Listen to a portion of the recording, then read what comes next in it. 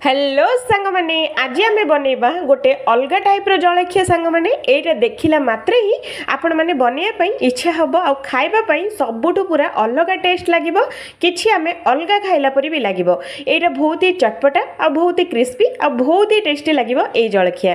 तो जदि ए जलखिया देखिबा आगुरु प्लीज मो चैनल टी सब्सक्राइब करि नेबे, पाखरे थिबा बेल आइकन टी क्लिक करि नेबे, मोर एमिति नुआ नुआ वीडियो गुडाको आपण मानक पई आसी जिवो। तो चलंतु आज आमे बनइबा बहुत सहजरे आमर गोटे नुआ जलखिया रेसिपीटे। तो यहाँ खाइबा बहुत ही बढ़िया लगे। तो चलतु बनइबा स्टार्ट करवा।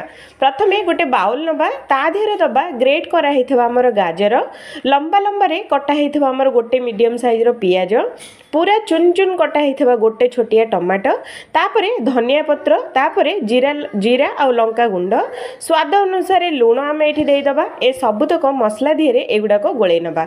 या धीरे अधिक मसला किसी दरकार नहीं, एतिकी मसला रे एटा बहुत ही टेस्टी लगे।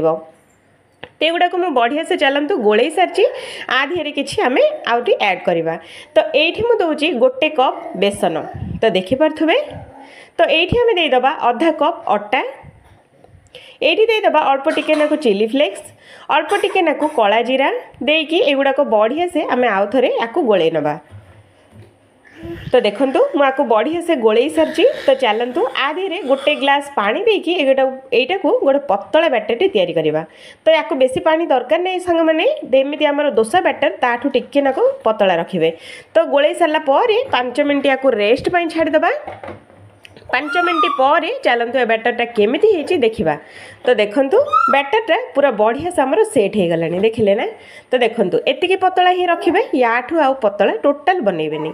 तो देखिपे फ्रेंड्स आम बैटरटा पूरा पूरी आम नास्ता पूरा परफेक्ट हो गला। तो याठू अधिक मोटा करें, याठू अधिक भी आहरी पतला भी करें। जदि याठू पतला कर दियंती मोटा टिके कर दियंती तो नष्ट हो। तो पैन बसई दबा, ता धीरे दबा गोटे चामच तेल, बेसी तेल टोटाल दबानी। तेल दे सारा पर पैन टाक टिके बुले नबा, तेलटा चारिआडे बने नबा। तापरे से बैटर रु 2टा चामच एठी आमे पकेबा, सबु जाक गोटे बराबर आकु एमती मिसई नबा। तो देखिपे एमती करके चारिआडे बने नेबे। तो आपण मैंने बड़ भी बनइया चाहिए पैन रे भी बनई पारे। तो देखूँ मुझे बढ़िया से बनई नहीं 2 ରୁ 3 सेकेंड छाड़ीदबा। तल साइडटा बहुत बढ़िया से आमर क्रिस्पी फ्राई हो सारा पर गोटे 2 ରୁ 3 मिनट भितर एपट सेपट करके आम ओल्टे नबा। तो देखूँ यहाँ बहुत ही क्रिस्पी, बहुत ही टेस्टी, बहुत ही बढ़िया लगे। तापर ओल्टे सारी सांग मैंने एमती एपट सेपट ओल्टे की आपको पूरा क्रिस्पी है पर्यंत आपको फ्राए करवा। जदि यही नास्ताटा खाई दियंती तो बाहर सबुदिन जलखिया खाइबाटा पूरा पूरी भूली जाए। तो आमर बढ़िया से ब्राउन कलर हो गलानी। तो चलतु आपको आम बाहर करनबा। तो देखते सांग मैंने आमर क्रिस्पी आउ चटपटा नास्ता पूरा सकाळ पूरा रेडी, मात्र कपे आमर बेसन रे एते बढ़िया जलखिया। तो देखिले ना। तो आशा करुच्ची ए वीडियोटा बहुत भल लगे बोली। जदि कोठी ना कोठी जदि टिके हेले भी वीडियोटा भल लगे तो प्लीज मो चैनल टी सब्सक्राइब करेंगे, पाखरे थिबा बेल आइकन टी क्लिक करेंगे, मोर एमिति नुआ नुआ वीडियो गुड़ाक आपण मानक पई पळे आसीबो।